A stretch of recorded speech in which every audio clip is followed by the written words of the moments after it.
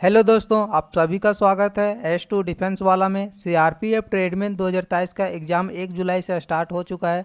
आज हम 3 जुलाई के ऑल शिफ्ट जीके क्वेश्चन का एनालिसिस करेंगे।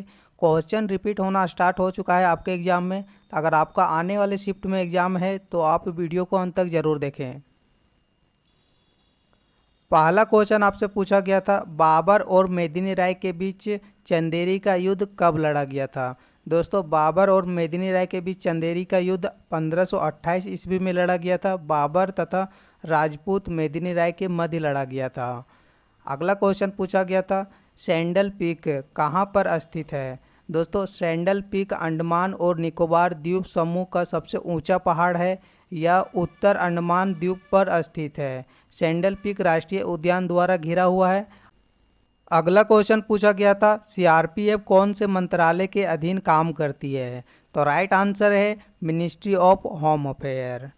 अगला क्वेश्चन पूछा गया था, नेक्स्ट क्वेश्चन, विश्व खाद्य पुरस्कार 2021 किसे दिया गया है। तो 2021 के करेंट अफेयर से आपका एग्जाम में प्रश्न बना है।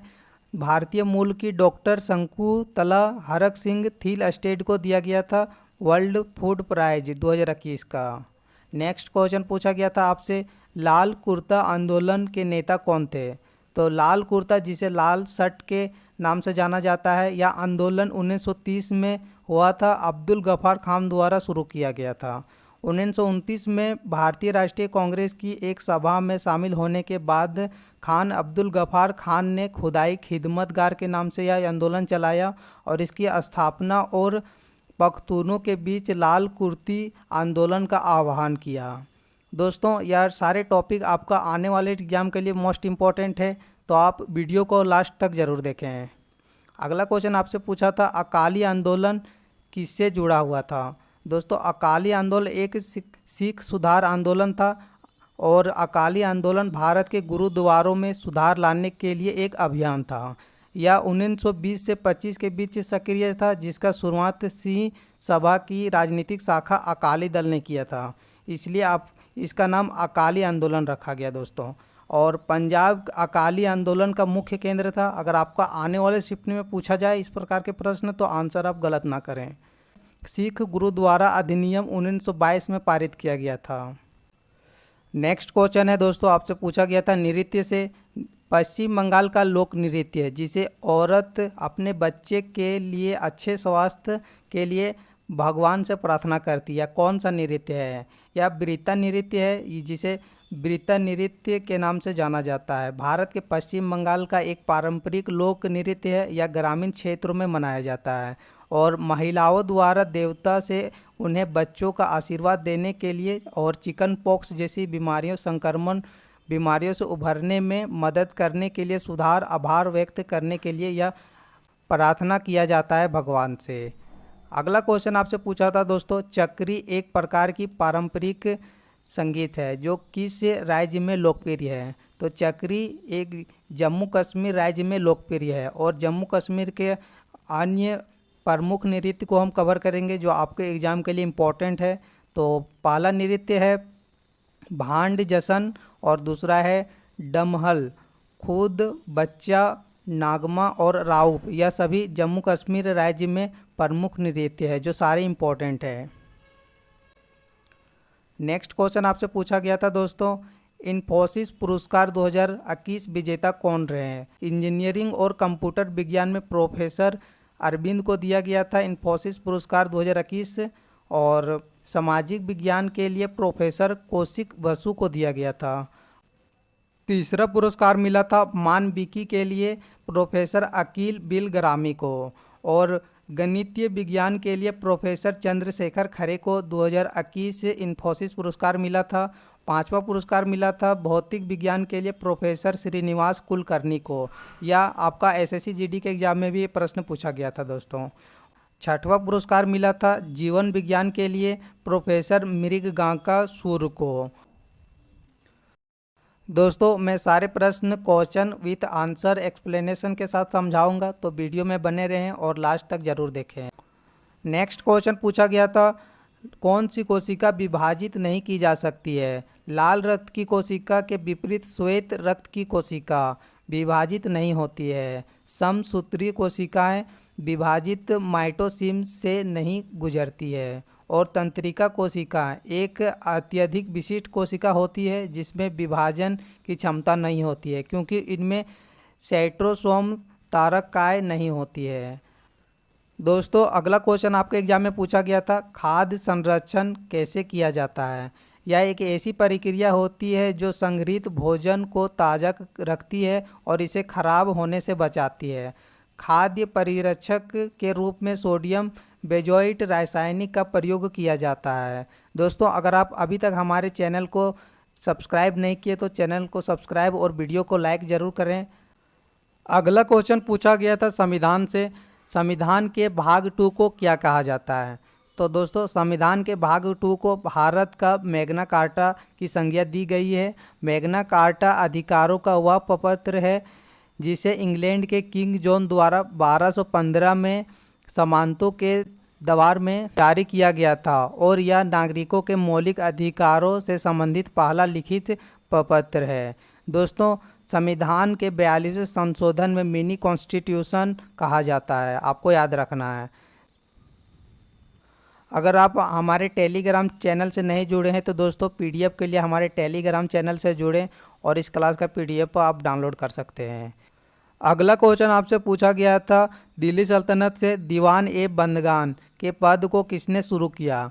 तो फिरोज शाह तुगलक ने दीवान ए बंदगान के पद को शुरू किया था। दीवान ए बंदगान गुलामों का एक विभाग था, दास विभाग था। अर्ज ए बंदगान एक अधिकारी था जो गुलामों को भर्ती और निरीक्षित करता था। दोस्तों, अगला क्वेश्चन आपसे दिल्ली सल्तनत से पूछा गया था, दिल्ली सल्तनत का संस्थापक कौन था।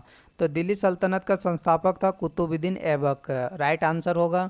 और सियामुद्दीन इल्तुतमिश को भारत में दिल्ली सल्तनत के वास्तविक संस्थापक के रूप में जाना जाता है। और दोस्तों, इल्तुतमिश ने 1211 में आरम बख्श को हटाने के बाद सिंहासन पर कब्जा कर लिया। इन्होंने सल्तनत की राजधानी लाहौर से दिल्ली स्थापित कर दिया था।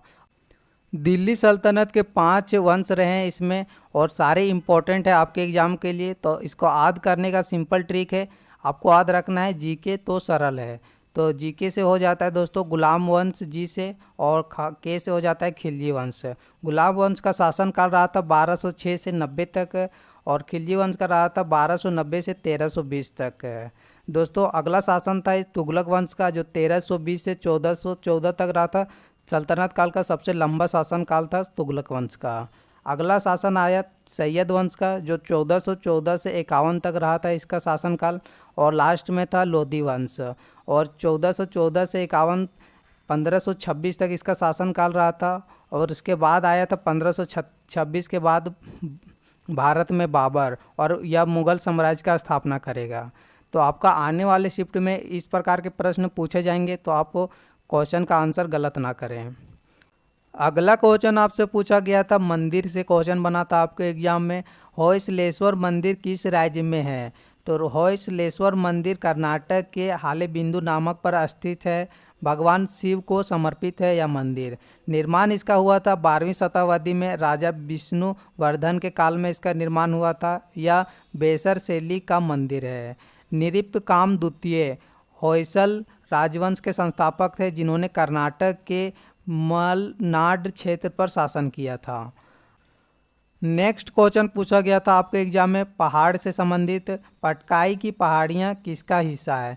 पटकाई की पहाड़ियाँ भारत की उत्तरी पूर्वी भाग में पूर्वांचल की पहाड़ियों का एक हिस्सा है। पटकाई पहाड़ियाँ श्रृंखला नागालैंड, मिजोरम, मेघालय और मणिपुर तक फैली हुई एक पटकाई पहाड़ियाँ हैं। और दोस्तों, पटकाई सीमा में 3 पहाड़ियाँ जो प्रमुख हैं, पटकाई बम, गारो और खासी, जयंतिया और लखाई पहाड़ियाँ इनमें प्रमुख हैं।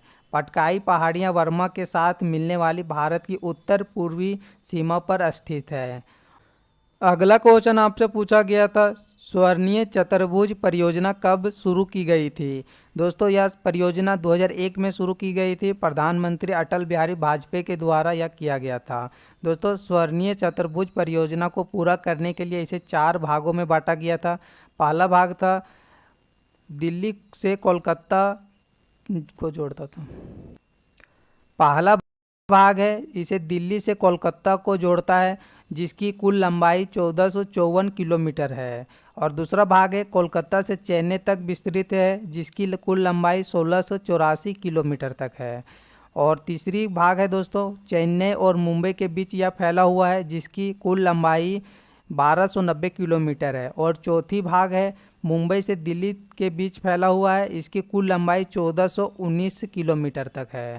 नेक्स्ट क्वेश्चन है 2011 जनगणना से। 2011 जनगणना के अनुसार सबसे कम साक्षरता वाला राज्य कौन सा है? तो राइट आंसर है बिहार। सबसे अधिक साक्षरता वाला राज्य पूछे तो केरल हो जाएगा आंसर, और इनमें 94% साक्षरता दर है। और सबसे कम आपको आंसर पता है बिहार होगा, इनमें 63.82% साक्षरता दर है। दोस्तों अगर आपका आने वाले शिफ्ट में एग्ज़ाम है तो कमेंट करके ज़रूर बताएं। और अगला क्वेश्चन आपसे बना था स्वतंत्रता से पहले गरीबी आकलन समिति में कौन शामिल नहीं था? इम्पोर्टेंट प्रश्न आपसे पूछा गया था, तो राइट आंसर आपको लगाना था दादा भाई नेरोजी ने पुस्तक poverty and un British rule in India के माध्यम से गरीबी रेखा का सबसे पहला अनुमान लगाया। 1938 में सुभाष चंद्र बोस द्वारा राष्ट्रीय योजना समिति का गठन किया था और समिति के अध्यक्ष पंडित जवाहरलाल नेहरू थे। अगला क्वेश्चन है दोस्तों इंफ्रास्ट्रक्चर से क्वेश्चन पूछा गया था।